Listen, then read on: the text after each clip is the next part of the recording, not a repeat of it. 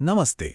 आज हम बात करेंगे एक बहुत ही प्राचीन और दिलचस्प प्रणाली की जिसे यौगिक क्रिया या षटकर्म के नाम से जाना जाता है। ये शरीर की अंदरूनी सफाई का एक अद्भुत तरीका है। इसे यूं समझिए, जैसे हम त्योहारों से पहले अपने घरों की डीप क्लीनिंग करते हैं ना, ठीक वैसे ही हमारा शरीर भी अंदर से एक शुद्धि, एक सफाई मांगता है। योग में इसी को शुद्धि क्रिया कहते हैं। तो चलिए इसे थोड़ा और गहराई से समझते हैं। योगिक क्रिया का मतलब सिर्फ फिजिकल क्लीनिंग नहीं है। इसका असली मकसद है शरीर को इतना शुद्ध कर देना कि हम चेतना की ऊंची अवस्था के लिए तैयार हो सकें। सोचिए, जब शरीर टॉक्सिन्स से मुक्त होता है तो मन भी तो ज्यादा साफ और शांत हो जाता है, जिससे ध्यान में उतरना कहीं ज्यादा आसान हो जाता है।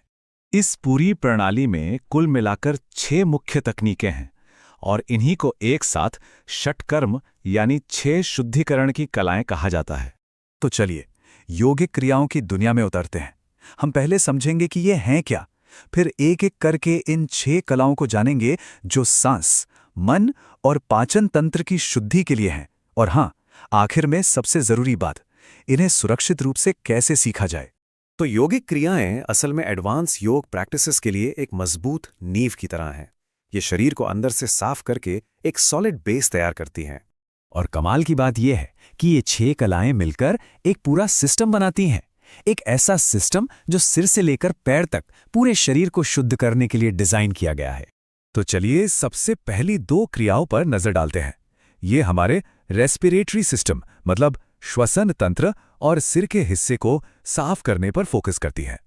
पहली क्रिया है नेति और इसके 2 रूप हैं, सूत्र नेति और जल नेति। सूत्र नीति में एक खास तरह के धागे का इस्तेमाल होता है और जल नीति में गुनगुने नमक वाले पानी का। दोनों का मकसद एक ही है, नाक के रास्ते को पूरी तरह से साफ करना। जिन्हें भी साइनस, एलर्जी या सिर दर्द की शिकायत रहती है, उनके लिए ये बहुत ही फायदेमंद है। इससे सांस भी एकदम गहरी और आसान हो जाती है। अगला है कपालभाति। इसका मतलब जानते हैं? चमकता हुआ माथा। ये सिर्फ एक सांस की एक्सरसाइज नहीं है, ये एक बहुत ही पावरफुल टेक्निक है जो पेट के अंगों को एक्टिवेट करती है, शरीर से कार्बन डाइऑक्साइड और दूसरे टॉक्सिन्स को बाहर फेंकती है और मेटाबॉलिज्म को भी तेज कर देती है। अच्छा, अब आते हैं एक बहुत ही अनोखी क्रिया पर। यह शारीरिक शुद्धि और मानसिक ध्यान के बीच एक पुल की तरह काम करती है। इसका नाम है त्राटक। इस क्रिया में एक मोमबत्ती की लौ पर बिना पलक झपकाए लगातार देखा जाता है जब तक कि आंखों से पानी ना आ जाए। ये टेक्निक कंसंट्रेशन और फोकस बढ़ाने के लिए तो कमाल की है ही। माना जाता है कि ये मन की आंख यानी आज्ञा चक्र को भी जगाती है, जो इंट्यूशन और क्लैरिटी से जुड़ा है।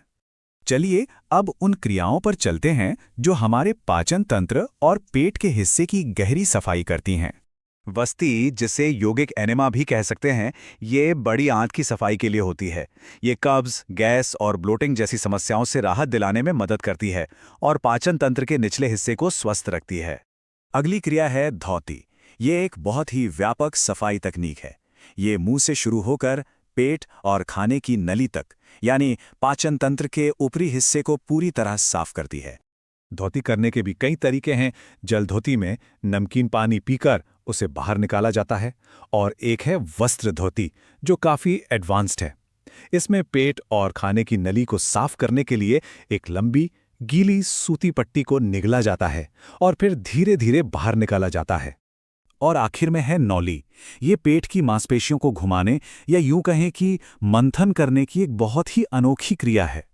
ये हमारे अंदर के अंगों जैसे कि आंतों और लिवर की मालिश करती है, जिससे पाचन अग्नि मजबूत होती है और सारे अंग और भी अच्छे से काम करने लगते हैं। अब हम इस बातचीत के सबसे जरूरी हिस्से पर आते हैं, सुरक्षा। ये जानना बहुत ही ज्यादा जरूरी है। देखिए, स्रोत हमें साफ साफ चेतावनी देते हैं कि ये क्रियाएं बहुत शक्तिशाली हैं और इन्हें किसी एक्सपर्ट के मार्गदर्शन के बिना करने की कोशिश करना खतरनाक हो सकता है। वजह सीधी सी है, हर किसी का शरीर अलग होता है।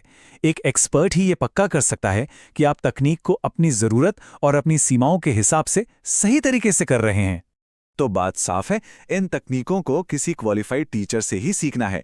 ये कोई डू इट योरसेल्फ वाली चीजें बिल्कुल नहीं है। सही मार्गदर्शन ही ये सुनिश्चित करता है कि आप इन्हें सुरक्षित और असरदार तरीके से करें।